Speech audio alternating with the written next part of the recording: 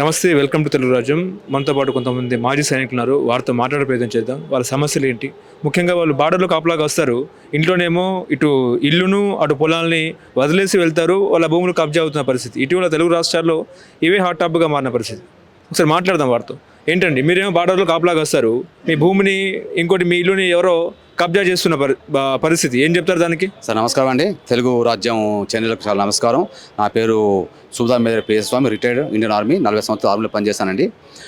Actually ఈరోజు మేము ఈ సోమాజిగూడలో ప్రెస్ మీట్ పెడితే మెయిన్ కారణం ఏంటంటే, మా ఒక సైనికునికి ఒక ఇబ్బంది, కొన్ని ప్రాబ్లం ఉంటే ఆ ప్రాబ్లం తీసుకుపోయి డీజీపీ గారి దగ్గరికి పోతే డీజీపీ గారు మాకు ఇమీడియట్లీ యాక్షన్ తీసుకొని అతనికి సరైన న్యాయం జరిగింది కాబట్టి అతని కృతజ్ఞత భావంతో కృతజ్ఞత చెప్తానికి మేము వచ్చాము. ఆ యొక్క పోలీస్ టీంకో ఎస్పీ గారికి సీ గారికి చెప్పాము.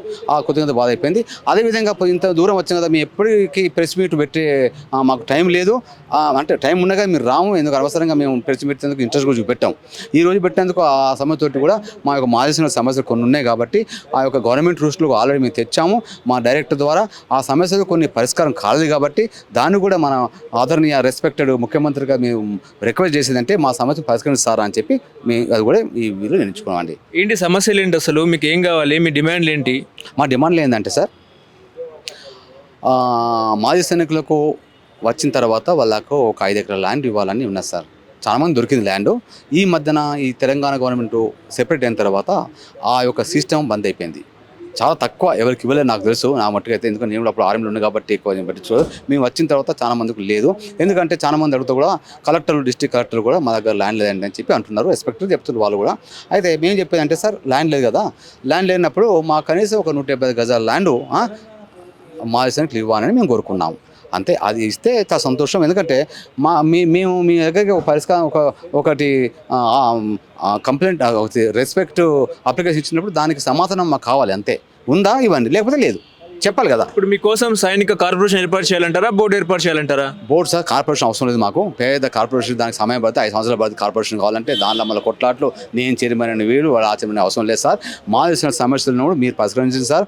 మీరే మా చైర్మన్, మీరే మా వెల్ఫేర్ ఆఫీసరు, అంతా మీరే. ముఖ్యమంత్రి గారే ఒక కమిటీని ఏర్పాటు చేపెట్టి ఆ కమిటీ ముతాబికు జిల్లాలో ఉన్న కొన్ని సమస్యలు ఉన్నాయి కదా, రికగ్నైజ్డ్ నేషనల్ లెవెల్ కొన్ని కమిటీస్ ఉన్నాయి, కొన్ని జిల్లాల్లో అందరిని పిలిపించుకొని ఒక కమిటీని పిలుచుకొని మేము మీరు పిలిపోయింది మాట్లాడతాం.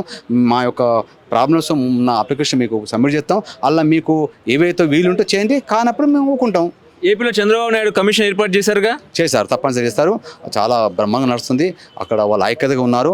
అలా కూడా గొడవలు ఉన్నాయి, చిన్న చిన్న గ్రూపులు ఉన్నాయి. వాళ్ళు ఐక్యత చెప్పేశారు. ముఖ్యమంత్రి గారు కార్పొరేషన్ ఏర్పరిచారు. జగన్మోహన్ రెడ్డి కూడా అంతకుముందు ఓకే అని చెప్పింది వాళ్ళు కార్పొరేషన్గా.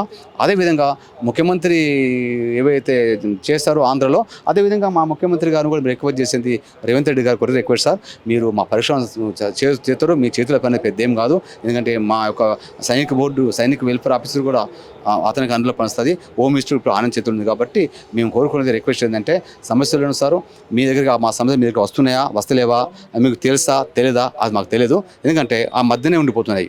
కానీ మీ భూములు ఎందుకు కబ్జా గురవుతున్నాయి? ప్రతి ఒక్క సైనికుడు కూడా ఇప్పుడు కంప్లైంట్ ఇస్తున్నారు. కారణం ఏంటంటే, మేము ల్యాండ్ తీసుకున్న తర్వాత మేము ఎక్కువ ఆర్మీలో ఉంటామండి. మాకు పట్టాలు వచ్చినాయి అనుకో, లేకపోతే కొన్నాం అనుకో, ఇక లోపల ఉన్న లీడర్స్ మేము చేసుకోం కదా, ఎప్పుడు మొత్తం 1 మంత్ కలిసిపోతాం. ఆ ల్యాండ్ అట్టపడి ఉంటే చిన్న చిన్న ఉన్న లోకల్ లీడర్ తోటి లోకల్ పసుపు కట్టుకొని వాళ్ళ పేరు చేసుకుంటున్నారు. మరి వచ్చిన తర్వాత వాళ్ళు లోకల్కే సాయం చేస్తున్నారు, మాకెవరు చేస్తే లేడు. కాబట్టి ఈ సమస్యను కొన్ని పరిష్కారాలు ఇప్పుడు లేటెస్ట్ ఒకటి బిజ్జంగిలో సేమ్ అదే ప్రాబ్లం ఉంది. వాళ్ళ సొంత అన్నే ల్యాండ్ను తీసుకున్నాడు, దుబ్బాక దగ్గర, బిజ్జంగి దగ్గర. ఆ సమస్య మేము పోతున్నాం. మేము అక్కడ కన్సర్న్ ఎస్ఐ కంప్లైంట్ ఇచ్చాం, ఎంఆర్ఓ కలిసాను. ఈరోజు 9వ తారీఖు భూభారతి అక్కడ ఉంది. వాళ్ళ పరిశ్రమ వద్దని మేము నమ్ముతున్నామండి. తప్పనిసరిగా మేము మాదిష్టం ఉంటాం. తప్పనిసరిగా వాళ్ళ సమస్య గురించి మేము పోరాడడం, మేము వాళ్ళ సమస్యల గురించి తప్పనిసరిగా ఎక్కడికి పోయినా అక్కడ పోయి మాట్లాడతామండి. తప్పనిసరిగా. థ్యాంక్ యూ అండి. నమస్కారం అండి. నమస్కారం.